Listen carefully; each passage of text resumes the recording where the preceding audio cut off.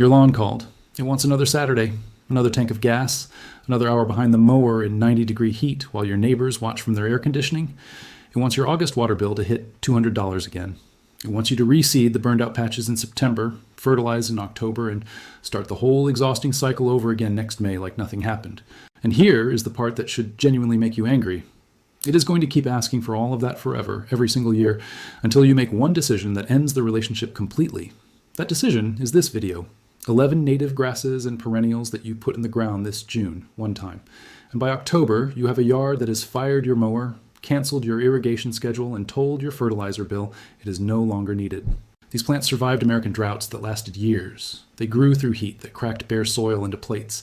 They fed wildlife through winters that dropped to 20 below without a single human being paying attention to them. They do not need you the way your lawn needs you. They need June soil, one planting decision, and then the freedom to become what they were built to be. Stay through all 11. The last plant on this list is the one that makes everything else work harder, and I am saving it for the end because it earns that position. Plant 1, little blue stem.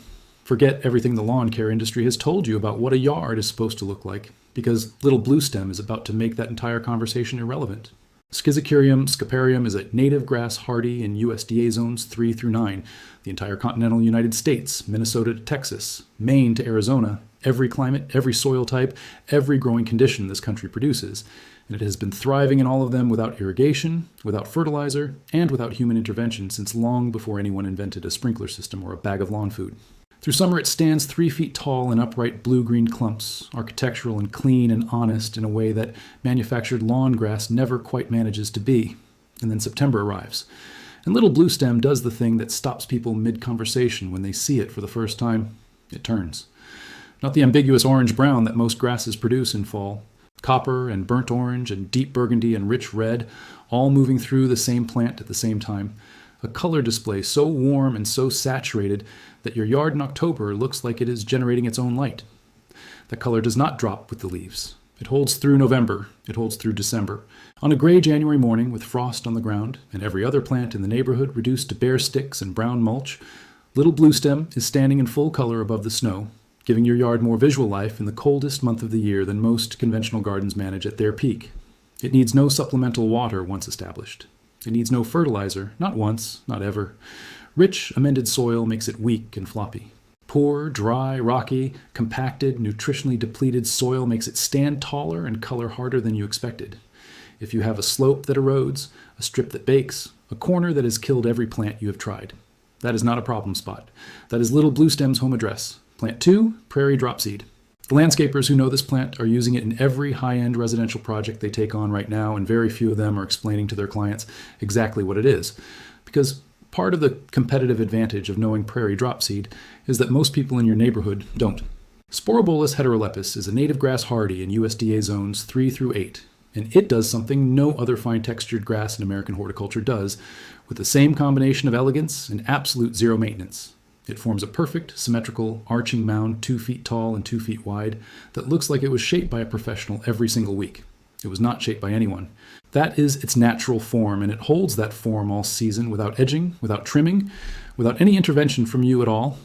In late summer, it sends up delicate seed stalks that catch morning light and low evening sun in a way that experienced gardeners describe as luminous, and that word is not an exaggeration. The seed heads glow. Birds descend on them from August through November. Juncos and sparrows working the stalks daily, and the sound and movement that produces in even a small planting is something you will find yourself sitting near on purpose. Here is the detail that surprises every gardener the first time they discover it. Prairie dropseed is fragrant. On warm, humid August evenings when the seed heads are fully developed, a mass planting smells faintly and unmistakably of buttered popcorn and coriander. Visitors will stop walking. They will look around trying to locate the source. They will eventually crouch down and put their face near the seed heads and then look up at you with an expression that says they did not know a grass could do that. Year 1, it establishes quietly. Year 2, it locks in. Year 3, it is the plant that defines your yard. Plant 3, Carl Förster, feather reed grass. This is the grass that converted an entire generation of American gardeners who had given up. The ones who had tried things and watched them fail and decided their soil was simply too difficult, their drainage too poor, their conditions too extreme for ornamental planting to ever work for them. Carl Förster does not care about your difficult soil. Calamagrostis ex acutiflora. Carl Forster is hardy in USDA zones 4 through 9, and it grows in clay. It grows in wet, poorly draining soil that sits after rain. It grows in part shade. It grows in full baking sun. It grows in the kind of compacted, construction-disturbed, nutritionally stripped ground that exists in the yard of almost every house built in the last 30 years. The soil that has the texture and fertility of a parking lot and the drainage of a bathtub. In that soil, Carl Forster grows 5 to 6 feet tall in a tight, narrow, upright column that adds real vertical drama to a planting without the sprawling width that makes most tall plants difficult to place. In June, it sends up feathery, pink-tinged plumes that mature to warm wheat gold by midsummer, and then hold that color and that structure through winter without collapsing, without flopping, without asking you to stake it or support it or worry about it in any way. One cut in late February, back to 6 inches, that is the complete annual maintenance program. Everything else, it handles on its own terms in its own time. And the result, by the 3rd season, is a planting that reads as architectural, intentional, and expensive in a way that has nothing to do with what you paid for it. 3 plants in, and if Bloomroots is already rewriting what you thought low-maintenance gardening was capable of, subscribe right now, not at the end of the video. Right now, before plant 4, because the gardeners who subscribe in the middle of a video are the ones who actually come back. They are the ones who go to the nursery. They are the ones whose yards look genuinely different by the time October arrives. Hit that button. It takes 3 seconds, and this kind of information finds you every single week from this point forward. Do it now and then keep going, because plant 4 is where the financial case for this entire approach becomes impossible to argue with. Plant 4, Black-Eyed Susan Goldsturm. You have driven past this plant 10,000 times. It has been naturalizing itself along American roadsides from Maine to New Mexico for centuries, growing in the gravel shoulders of highways, in highway medians, in the kind of exposed, neglected, never watered ground that exists specifically because no one has time or money to maintain it. And at that exact same moment, people have been paying $9 a pot for it at garden centers, 50 feet from where it is growing wild for free. That ends today. Rudbeckia fulgida goldsturm is hardy in USDA zones 3 through 9, and it blooms from July all the way through October, 4 full months of golden yellow petals around a near black center so vivid and so relentless that when your neighbors' conventional gardens are brown and exhausted and finished in August, yours is just hitting its peak. University performance trials, real documented horticultural research from institutions that cannot be influenced by seed catalog marketing, confirm that goldsturm specifically blooms longer and more prolifically under actual garden conditions than any comparable Rudbeckia available to American gardeners. It spreads 2 ways at once. Underground rhizomes push the root colony outward each season, while seed heads drop seeds that germinate into brand new plants the following spring, building a colony over years that you never planted and never paid for. Leave those seed heads standing through winter. Goldfinches land on them in October and work them straight through February, giving your yard more bird activity in the coldest, grayest months than your neighbors' tidy cutback beds will see all year. No supplemental water once established, no fertilizer, no division required for years. The instruction is to plant it and then genuinely leave it alone and let it become the colony it is trying to become. Plant 5, wild bergamot. Here is what the cultivated bee balm at the garden center does not tell you. It was bred for bigger flowers and showier color, and in that breeding process, it lost a significant portion of the drought tolerance, the self-sufficiency, and the ecological value that made the original plant extraordinary. Wild bergamot is the original plant. Monarda fistulosa is hardy in USDA zones 3 through 9, and it is one of the most ecologically productive flowering perennials native to North America. Lavender to soft purple flower heads. From midsummer through late summer, each one a dense cluster of tubular individual flowers that native bumblebees, monarch butterflies, tiger swallowtails, and ruby-throated hummingbirds all work simultaneously on a good July morning. The wildlife activity a single established clump of wild bergamot produces in peak bloom is something you have to observe to fully believe. The plant evolved on open American prairies where summer rainfall is unreliable by definition, which means drought tolerance is not a feature that was added to it. It is the plant's fundamental operating condition. It spreads through underground rhizomes and self-seeds freely, filling a large area within 2 to 3 seasons without intervention. The leaves are aromatic, strongly so when brushed, and they brew into a tea that tastes like a wilder, more complex version of Earl Grey. You are planting a wildlife garden, a living drought barrier, and a kitchen herb in a single June decision. The cultivated version at the nursery cannot make that offer. Plant 6, switchgrass Shenandoah. There are grasses that are beautiful. There is one grass on this list that is beautiful in summer and then in September becomes the reason people slow their cars in front of your house. Panicum virgatum. Shenandoah is hardy in USDA zones 4 through 9, and through summer it is upright, airy, blue-green, and fine-textured, 3 to 4 feet of understated presence that pairs with any flowering perennial without competing for attention or demanding maintenance of any kind. And then the temperatures drop, and Shenandoah does the thing that has made it the most talked about ornamental grass in American residential landscaping for the last decade. It turns red, not the ambiguous bronze that most grasses call fall color, not the faded orange that shows up in catalog photographs and disappoints in person. Deep, saturated, unambiguous red that intensifies as the season progresses and holds through December in most American growing zones. The red of a sunset over flat land. The red that stops people mid-sentence when they encounter it without warning. The airy seed heads catch morning light against that red foliage, and the combination on a clear October afternoon is one of those outdoor moments that makes you understand why people spend decades refining a garden. It is native to North American prairies and wetland margins, which means it manages drought and occasional standing water with equal indifference to your concern. No irrigation once established, no fertilizer. One cut in late February, and that is the entire relationship it asks of you. 6 plants in, and before plant 7, I want you to do one thing. Go to the comments right now and tell me your single most expensive lawn maintenance cost. The one line item on your yard budget that makes you feel like you're losing a negotiation you never agreed to enter. Tell me, and tell me what state you garden in. I read every comment at Bloomroots. Your answers shape the next video directly. Drop it below and then come back, because Plant 7 is specifically for every gardener in Texas, Oklahoma, New Mexico, Arizona, and anywhere else the words water restriction have started appearing in your local news every summer. Plant 7, Blue Grama Grass. The lawn care industry in the American Southwest and Great Plains has been selling you a lie for 50 years. The lie is that a yard needs to look like a Kentucky bluegrass lawn to be considered a real yard, and maintaining that appearance in a climate that receives 8 to 12 inches of annual rainfall requires irrigation volumes that are becoming environmentally and financially unsustainable in every state where water tables are dropping, and municipal restrictions are tightening every single year. Blue Grama grass is what the land was trying to grow on those properties before someone decided to fight it. Bouteloua gracilis is hardy in USDA zones 3 through 10, the broadest zone range on this list, and it is the most drought-tolerant turfgrass alternative available to American gardeners in hot, dry climates without qualification or comparison. It evolved on the Great Plains through documented multi-year droughts that killed imported grass species outright, and it survived them without irrigation because its root system goes where your lawn grass roots never reach. It grows to 12 to 18 inches naturally with a fine, soft, blue-green summer texture and seed heads that curve sideways at their tips like tiny eyelashes, delicate and distinctive and genuinely beautiful in a way that moves constantly in even the lightest breeze. Unmowed, it is a naturalistic meadow. Mowed periodically, it maintains a lawn-like appearance that requires a fraction of the water your current grass demands.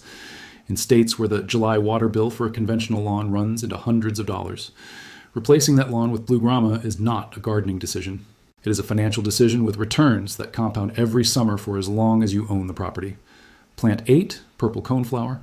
This plant has been growing wild across American prairies for longer than any record exists to document it, and it has been doing so without anyone's irrigation system, fertilizer program, or weekend attention. Echinacea purpura is hardy in USDA zones 3 through 9, and it performs in heat, in drought, in clay, in sand, in the kind of compacted, neglected soil that signals failure for imported ornamentals, with a consistency that makes experienced gardeners rely on it as an anchor plant, the way a builder relies on a load-bearing wall. Deep, rosy pink to rich purple petals, reflexing backward around a raised copper-colored central cone, bold and architectural and genuinely beautiful in afternoon light. The ecological value alone justifies every inch of space you give it. Bumblebees from the moment flowers open. Monarch butterflies through summer. Goldfinches on the seed heads from October through February, clinging and working and giving your November yard more movement and life than most conventional gardens have at their absolute peak. It spreads through rhizome expansion and free self-seeding simultaneously, building a colony over years that costs you nothing beyond the original June planting. One mature 3-year clump divides into 8 to 12 viable plants in a single morning, producing $50 to $100 worth of free divisions at current nursery prices. Poor dry soil makes it bloom harder. Rich amended soil makes it floppy and disappointing. Plant it where things have struggled. Watch it succeed where everything else gave up. Plant 9, side oats, grama. If you garden in Texas, in Oklahoma, in Kansas, in Colorado, in any state where alkaline soil and punishing summer heat have made you feel like your yard is working against you rather than with you, this plant exists specifically for your situation and has been waiting for you to discover it. Bouteloua curtipendula is the state grass of Texas, hardy in USDA zones 3 through 9. And it is native to precisely the hot, dry, alkaline, calcium-rich, caliche underlain soils that defeat most ornamental plants before they finish their first summer. It survived documented historical droughts in the Great Plains that recorded zero significant rainfall across multiple consecutive growing seasons, and it did so because its root system is doing something at depth that your long grass roots have never attempted. The seed heads are unlike anything else on this list. Small oat-like seeds arranged in a single row along one side of arching stems that hang and sway in the lightest air movement, creating constant gentle motion in a planting even on completely still days, the kind of movement that makes a garden feel alive rather than planted. In fall, the foliage turns orange and purple simultaneously, a combination that photographs extraordinarily well and looks even more striking in person. Establish it this June with one deep watering, and then practice the discipline of leaving it alone. That is the entire care program for every season it grows in your yard. Before plant 10 and 11, something worth saying to anyone who has made it this far in this video. You are not someone who wanted a list of plants. You are someone who wanted a way out of a maintenance cycle that has been costing you time and money every single year without building toward anything permanent. That is exactly what Bloom Roots is built around. If this video is giving you a real plan for this June, subscribe right now and hit the bell because next week goes just as deep. The gardeners who subscribe today are the ones whose yards are genuinely self-sufficient by fall. Be one of them. Subscribe now and then finish, because plants 10 and 11 are the two that pull everything else on this list together into something that works as a complete system rather than 11 individual decisions. Plant 10, Rattlesnake Master. This is the plant that ends every garden tour, not because it blooms the longest or colors the hardest in fall, because it looks like nothing else in American horticulture, and it stops people mid-sentence every single time they walk into a yard that contains it without expecting it. Eryngium ucifolium is a native prairie perennial hardy in USDA zones 3 through 9 with stiff, sword-like blue-green leaves edged in small teeth and spherical, silvery white flower heads on branching stems that reach 3 to 5 feet from midsummer onward. It looks like something a landscape architect imported from somewhere remote and expensive. It is native to the American prairie, and it has been growing here without human assistance for longer than any ornamental garden in this country has existed. It needs no water once established beyond natural rainfall. No fertilizer, alkaline soil, sandy soil, rocky ground. The conditions that register as failure for imported ornamentals are the conditions Rattlesnake Master was built to thrive in. Native bees work the flower heads with an intensity that is striking for a plant that does not look conventionally floral. Swallowtails visit. The spherical seed heads persist through winter in complete structural integrity, holding their form through hard frost and February wind, giving your yard a sculptural presence in the coldest months that costs nothing to maintain and improves with every year the plant matures. It is the plant that makes first-time visitors ask what it is. It is the plant that makes you feel like you understand your own land in a way that most people around you have not yet learned to. Because you do. Plant 11, Indian grass. Every plant on this list earns its place through the growing season. This one earns its place in September and then keeps earning it through October and November and every winter that follows. And it does something that no individual plant can do alone. It ties the entire planting together into something that reads as a complete landscape, rather than a collection of individual decisions. Sorghastrum nutans is a native grass hardy in USDA zones 4 through 9 that grows 4 to 5 feet tall with blue-green summer foliage, and then in September produces golden yellow seed heads so warm and so luminous in fall light that standing near a mass, planting on a clear October afternoon, is an experience that people who have had it describe in terms that sound like exaggeration until you have it yourself. The gold is not subtle. It is saturated, warm, and specific, the gold of late light on flat land, the gold that belongs to American prairies and to nowhere else on earth. Against the red of Shenandoah switchgrass and the copper of little bluestem, Indian grass completes a fall color palette that costs nothing to maintain, requires no intervention to produce, and deepens and intensifies with every passing year as the plants mature and the root systems go deeper and the colony expands into the space it was always trying to fill. Native sparrows, juncos, and bobolinks feed on the seed heads through winter. The standing stems provide overwintering habitat for native bees and beneficial insects whose larval stages need hollow plant material to complete their life cycle and return to your garden next spring to manage the pest species that would otherwise damage your other plants before you ever see the damage happening. Leaving Indian grass standing through winter is not leaving your yard untidy. It is running a free, continuous, self-renewing biological system that makes every other plant on this list perform better. Cut it back to 6 inches in late February. Watch it return. Watch the gold build again through September. Watch it become, over years and without your effort, the reason your yard looks like an intention rather than a default. Now, the part that determines whether everything you plant this June actually builds the self-sufficient yard this video is about, or just produces another collection of plants that need managing. Warm soil is the entire argument for June. By the time June arrives, soil temperatures across most American growing zones sit between 65 and 75 degrees Fahrenheit.